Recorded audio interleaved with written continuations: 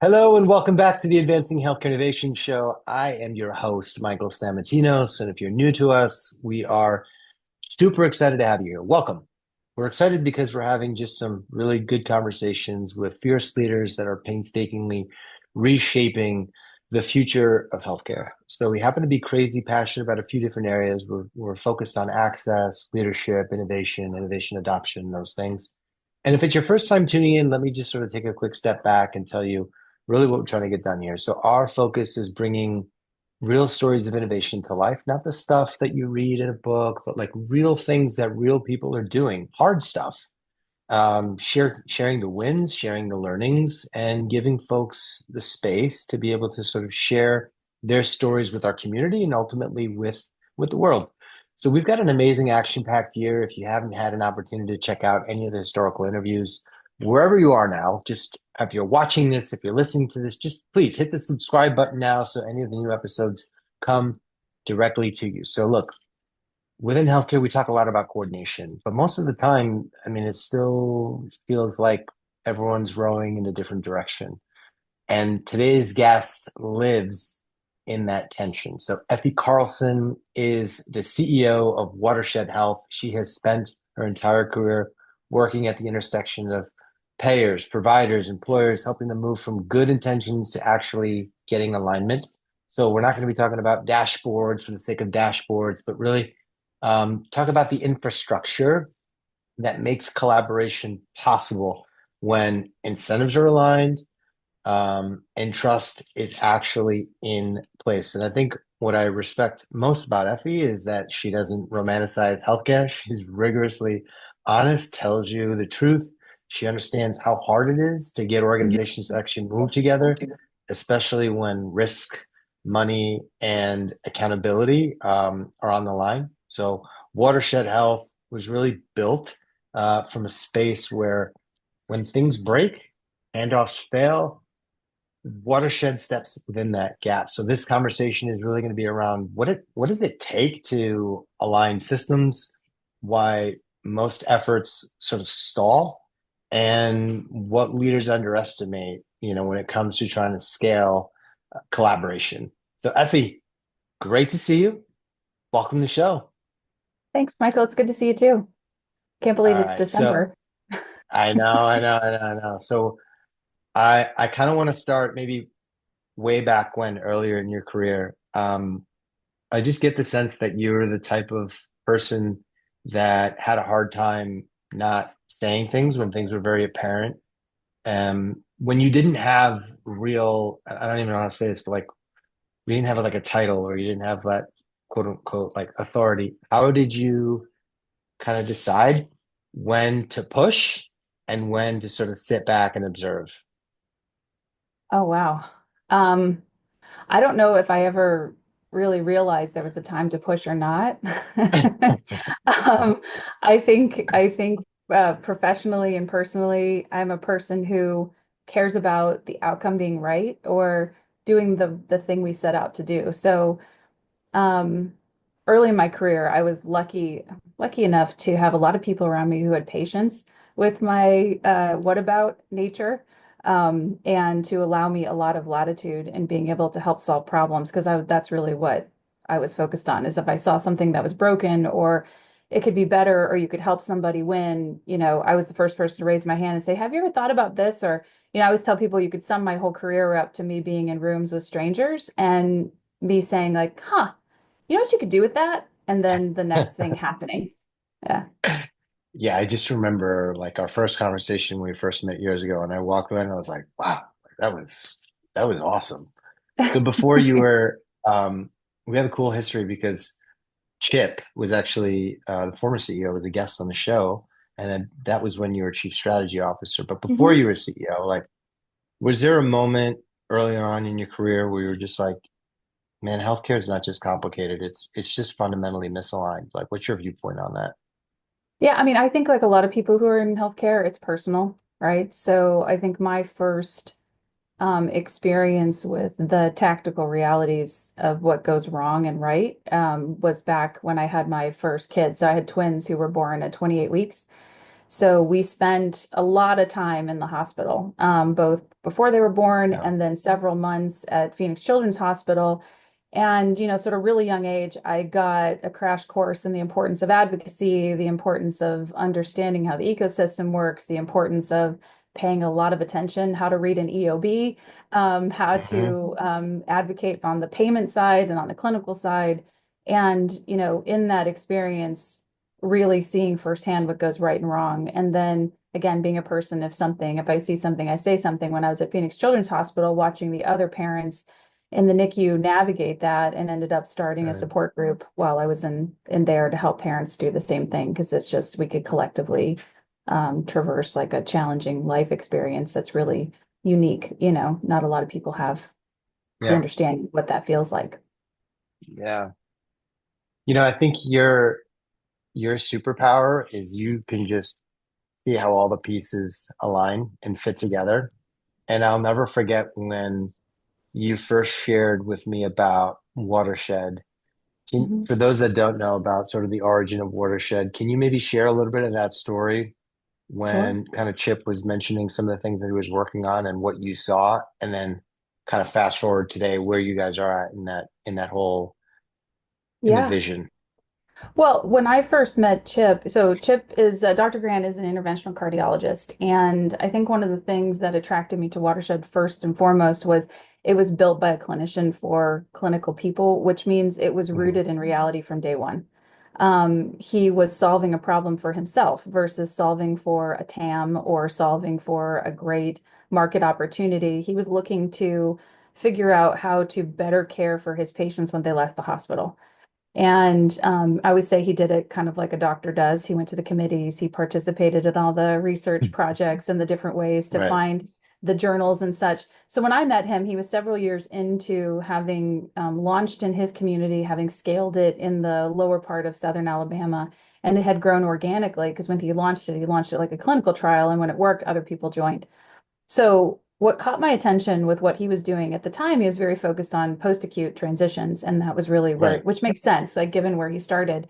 But what caught my attention was, again, that practical and tactical aspect. And he had thought about some things that other people wouldn't have considered had they been only solving for a post-acute transition. So when I met him, I said, "You've kind of done something I'm really interested in," because I've sat in a bunch of seats. Like I've been on the, I ran I built and ran a practice management company in my late 20s. I did network contracting, market analytics, credentialing for a payer nationally. I was the COO of a clinical organization and then, owned my own growth consultancy business, focused on healthcare, digital health companies.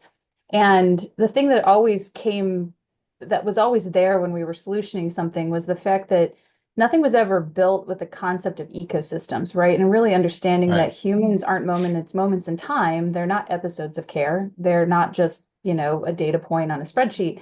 Hmm. They're a thing that's traversing all of these different moving parts all the time. And so that was really what caught my attention with what Chip had done, was that it had the building blocks to be the thing that I always wanted.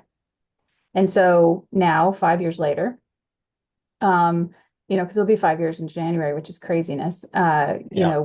We've accomplished a lot of what we saw that day and turned it into a scalable, actionable ecosystem between, health plans and clinical providers, non-clinical providers, so they all can work together. So they actually get to work across systems and settings and patients, as opposed to fighting fax machines and text messages and siloed thought processes and a belief that you're the only thing that matters, right? I think I tell people at least once in every conversation, it's all about you. Um, you know, and I think healthcare is one of those places where it is best illustrated that it's not all about you. Yeah. You can be brilliant, but the second you're done being brilliant, you're passing the ball to someone else. You're sending a Yeah. person into an unmanaged community. You're sending to someone who maybe doesn't have the same worldview or the same technological capability or clinical capability. And so you have to care more than just the moment in time of the time the patient's sitting in front of you. Hmm. So when leaders say they want alignment, like what are they usually asking for? And I guess what are they usually hoping that they won't have to change? What are they usually asking for? OpEx reduction. Um, no, but I think that from an organizational perspective, generally people, again, it's reasonable to solve for yourself. And a lot of times when people are looking at coordination, they're looking at how coordination impacts their own internal organization, like their Yeah. success metrics. And I think that we're finally entering an era where people are starting to understand that you have to do more. And that you don't need to do everything, but you have to do more. And we have to be able to operationalize it, not just talk about it at conferences.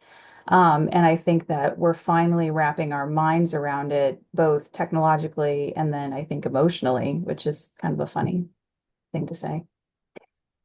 Yeah, because when it just sounds as though that you're refusing to compromise on certain things. Like, what do you guys refuse to compromise on in terms of being best in class in this particular space and addressing this issue? That details matter. I think that a Yeah. lot of health tech companies, I think technology companies in general, think that they're going to find silver bullets and they're going to do one smart thing really, really well. And that's going to be the thing that is the magic thing that solves all the problems. I think in understanding the details in a way that I think is that I know is very unique, we're able to solution from a point of view that allows us to scale across all of those different verticals, which are traditionally the nuance of it all makes people overwhelmed and Yeah. they stop trying, right? And so, but in understanding the details, we've been able to take those details and scale up so that we can look at it both from 100,000 point of view, but then down understanding how that impacts the person who does the work. Because the other thing about healthcare and coordination, it's not all about the people at the top. They're the least important people in the entire equation, the people who are looking at dashboards because ultimately most of the folks that are making the decisions don't do the work. They report the work. And we have Hmm. a really ruthless pursuit in making the world a better place for the people who do the work. And that's really impacted how we've gone to market, how we've engaged users, and why we see user adoption, doubling quarter over quarter.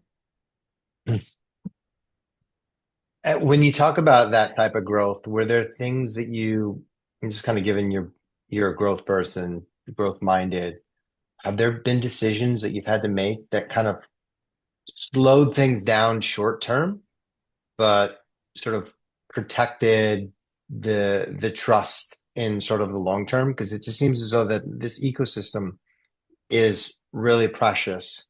And if you put things into it too soon, it could kind of put it off balance. So I'm just trying to think, are there, is it counterintuitive to slow down, but really slowing down really means speeding things up later down the line?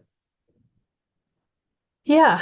I mean, I'm trying to think of a really good example. I feel like that's me every day, right? Is you're balancing when to hit the brake and when to hit the gas, and then knowing Yeah. when you find that moment of inflection to just go whole hog. I think anyone who's ever done network builds understands that really well. Like when do you hit critical mass and density? And sometimes you make investments in things that on paper or spreadsheets look stupid, but you understand the dynamics of the personalities in that community, of the players that drive change. Because the other thing about healthcare that's unique is it's like all things healthcare edges of the curve, right? So it's the edges of the curve, the patients that drive all the costs and the headaches are trying to figure out how to solve for them. It's the edges of the curve in the leadership context because in every community there's like 100 people who have since the beginning of time been holding things Hmm. together with duct tape and spit and knowing who those 100 people are is the difference between success and failure.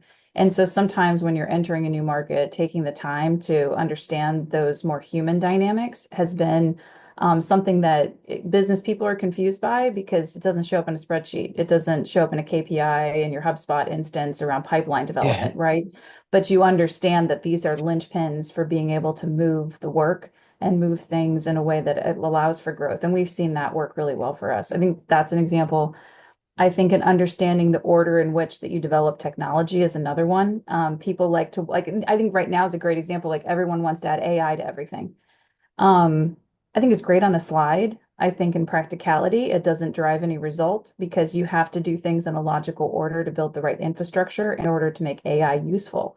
It's like throwing headcount at a problem before you have a system in place.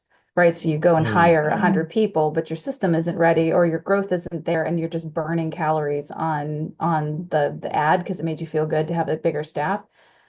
Patience and fundamentals are important in all things, and business and healthcare aren't exceptions. yeah. You said something earlier and I just noticed a pattern. So I just had a little aha moment. You mentioned about how you had gone through your twins and you had set up sort of a support group, sort of Mhm. advocacy. Now you've done similar in terms of bringing all the right people to the table. Can you talk about some of that collaborative work that you're doing in Texas and some of the successes Yeah. you've been having? Because I see parallels in both of those. Oh yeah, no, if you look at my life, it there are so many repeat stories. Um, the "it's not all about you" thing has popped up a lot. Yeah, The take your time and do it the right way, understand core problems, like get to the root cause before you start solutioning those kinds of things, and then not being afraid to run at something that other people are afraid of. Austin has been a great example of this, and it wasn't us, and I'm not going to take credit for it. So there was yeah, something going on in Austin as a result of the pandemic where the community had come together and were working together to just deal with a public health emergency. And they were dealing with it like a lot of people in the country were, with spreadsheets and daily phone calls and who's got beds and who doesn't, and how many people died today, and the awfulness of having to face the reality that there is no infrastructure in healthcare for data exchange, for collaborative work, for despite the hundreds of billions of dollars we've spent, COVID didn't allow anybody anymore to pretend that we lived in an interconnected community. So that mm, community had come together and built relationships. I think talking about relationships, they had built relationships with one another that yeah, they hadn't historically had, right? Everyone working in their own business silos. And they very cleverly, really being spearheaded by Dr. Walks at the Travis County Public Health Department, and they came together and decided they could do better. And so before they met us, they were working on creating an environment where they could do the basics better. right. And we got brought to the community through an entity that works with us in a different market. And we were lucky enough to work alongside that group. And then eventually that group choose us to be the people that help connect this community. And the best part about Austin is it's not happening through some sort of grant program or government Yeah, funded something. This is truly community deciding. And I don't mean community, I mean literally the geography. So sometimes when I say community, people think I'm yeah, talking about the community, but I mean like the geography coming together. yeah. And them choosing, because you can sometimes just choose to do things better, even when no one forces you to. And I give them so many props for not only having the foresight to do it, but the driving the political will to make it happen in an environment Yeah. that is not typical. Do you think that that's just, is it just Austin because it's a unique place that has those ingredients? Like, what are those ingredients that would need to be necessary for it to happen in other markets? It can happen anywhere. That's the best part about what I do every day is this is not about, oh, because most things are built for one reason, right? This is for Medicare, this Right. is for Medicaid, this is for hospitals, this is for post-acute, this is whatever. This is for public health, this is for government. I think one of the things that we helped the Austin community see is they have the same patients in common. They see the same humans. Yeah. And so this can happen anywhere with those people I was talking about, those duct tape and spit people, right? Because what Watershed does is we technologically enable those folks. We help them scale and realize the vision of the thing that they're already doing, just having to do it with a lot more effort and a lot more work. And again, that's one of the most exciting parts about what we do is because we don't leave anybody out. Um, and that's another Effie-ism is like there are no unimportant people in healthcare. And and I know that really well, having spent a lot of time in the ancillary space, right? So in the post-acute and ancillary and not in social Yes. determinants of health space, we saw every day in the very tactical reality that like it doesn't matter how great you are as a hospital or even a physician group. Like I said, you're passing the ball off to someone who has no margin and no tech and no resources and no clue what you signed up for. But on the positive side, you see those people drive amazing outcomes with none of the resources that everybody else has. And I think us being able to give infrastructure to that has also been really exciting because you're now Yeah. able to see in numbers the impact of things that we all sort of anecdotally knew were important. Because you touch so many different entities, and to me, incentives tell the truth. Mhm. When incentives maybe conflict with patient outcomes, I guess what have you learned about how organizations like actually behave? Well, first of all, I don't think good human outcome and good business outcome are misaligned. I think that's one of Hmm. the biggest misconceptions is that you're either a good human or you're a good business person. And I think healthcare is a great example where if you're clever and you take time, you can actually be both. And I think you have to be both because we don't have enough time or bodies anymore to continue to just be whatever about Mm, stuff.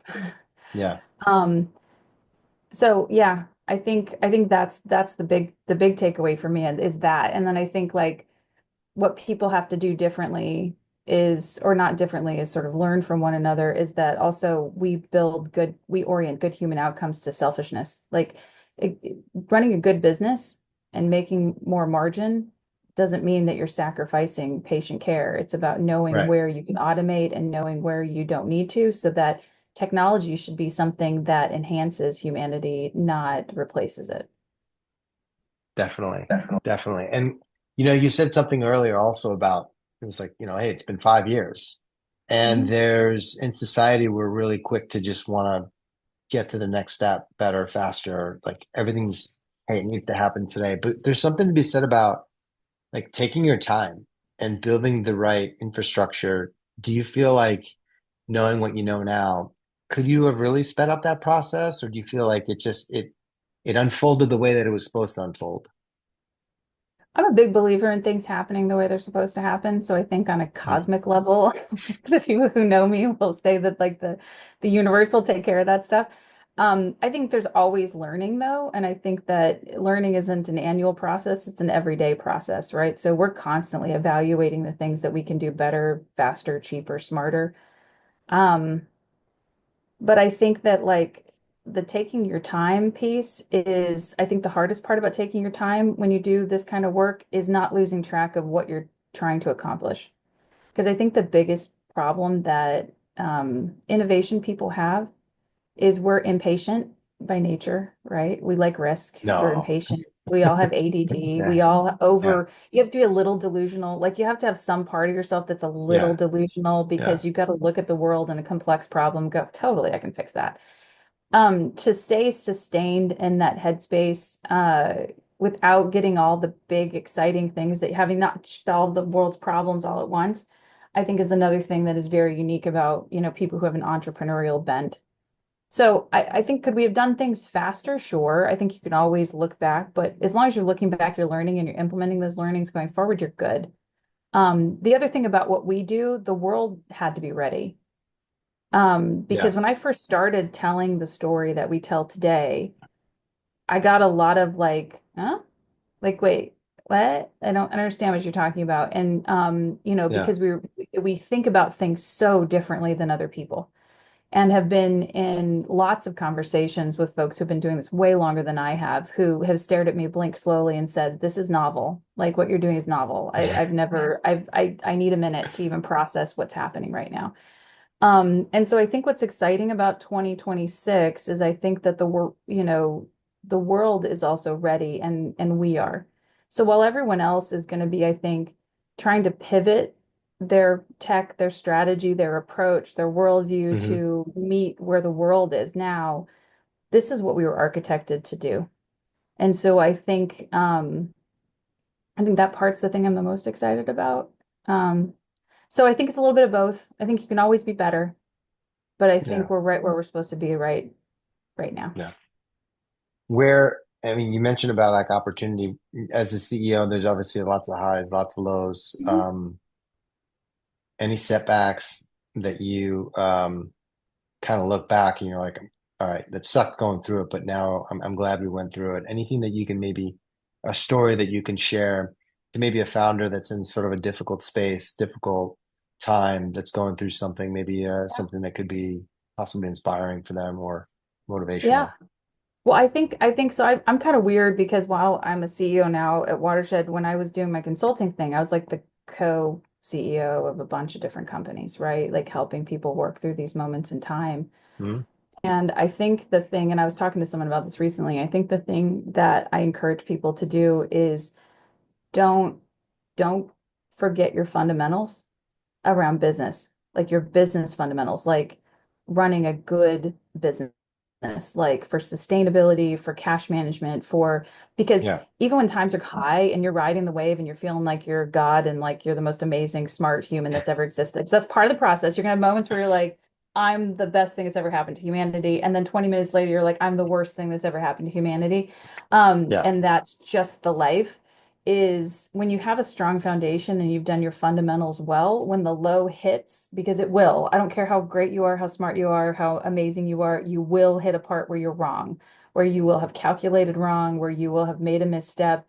And that doesn't mean you're bad. It just means you made a misstep and you're going to pivot. When you have strong fundamentals, when those things happen, the level of crisis that you feel is mitigated because you have a strong, sustainable organization and you're building towards that.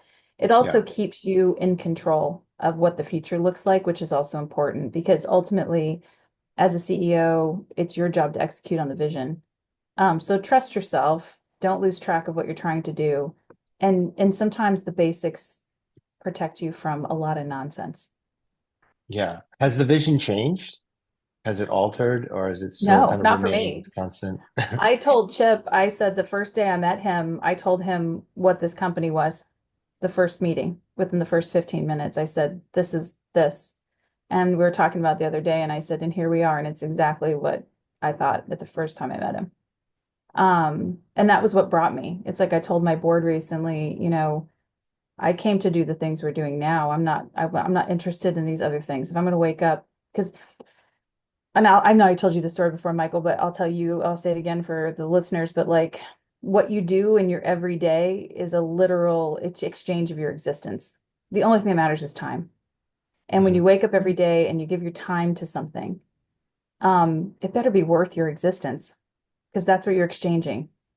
And Yeah. so every day I wake up and that's the bar I hold myself to, is this worth my existence? And I think when I met Watershed and as I got more involved in it, as I really understood and started to architect what we could become, it's absolutely worth my existence to do the things that we do. And I hope that everybody Yeah. has the privilege to be able to say that about themselves. And it doesn't have to be your job. It could be your family, it could be your hobbies, it could be your friends, but that you're not squandering the thing that matters the most, which is the fact that for this 2.5 seconds you get to exist, and hopefully it's meaningful.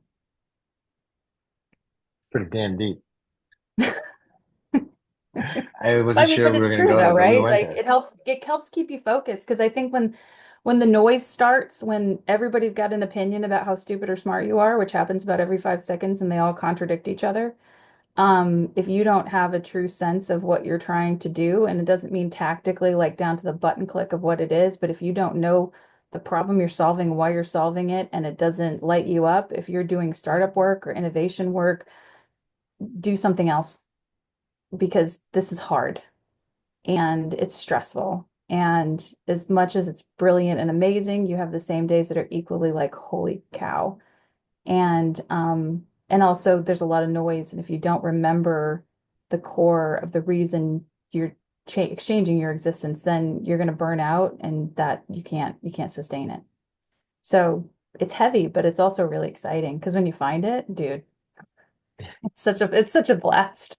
It's such a blast. Yeah, it is a blast. I mean, who do you share those moments with? Do you have like, aside from your board, I mean, can we talk about just having the realness of folks that actually understand what it is that you're trying to do, how difficult it is? Is it hard to find common ground with people that aren't, growth company CEOs? How do you communicate with normal people Yeah. when you're doing something that's really difficult? Yeah, no, I think it's kind of like the NICU, right? Like there's a small number of people who have ever done that. And when you try to talk to parents who've never been through something like that, they go, oh yeah, there's one time my kid was in the ER and you're just like, yeah, cool. That's not even remotely the same thing. But you also recognize they're trying to be relatable and kind in the moment. I think business works the same way. And I think that you also have to have people who, whether they understand the words you're saying or not, will at least share in the feelings of the things that you're doing with you, whether it's Yeah, excitement or distress. Especially when you do something hyper nuanced, or if you anybody who hangs out with me long enough knows I love details and I have to ask you, up front, like how much do you want to know? Because I'll go back to the beginning of time and bring you all the way to the present, and then we can go 100 years into the future, or you really are just Yeah. interested in the next 2 minutes. So for me, it's having some really great, smart, capable friends, many of which that I'm luring to Watershed to work alongside. So we build things together. It's having, people like Chip who understand and share the common vision. And I'm really lucky with my board and investors, and I don't think that that's something that people get to say a lot. Hmm. My board is really supportive and really, excited about what we're doing. And you have to have all of those things around you. But I think it's just like, and it's maybe 2 people. It's not 100 people. It's like there's a couple That's people right. who get to be part of it, and that's the part that matters. So, before we wrap, tell people what is the best way to follow the work that Watershed is doing and just sort of staying up to date and tuned in on the cool things that you and the team are doing and building. Yeah, we've been trying to do, well, I've been doing a lot of like op-ed work lately, like writing a lot. And so you see a lot of things on LinkedIn, press releases and others. We're also going to be in quarter 1 publishing a bunch of white papers and different sort of results from customers because our favorite thing to do is let other people tell their stories. Because again, it's not all about us. I think, that would be the way is just like the social media environment, it's kind of Yeah. where we're keeping people posted.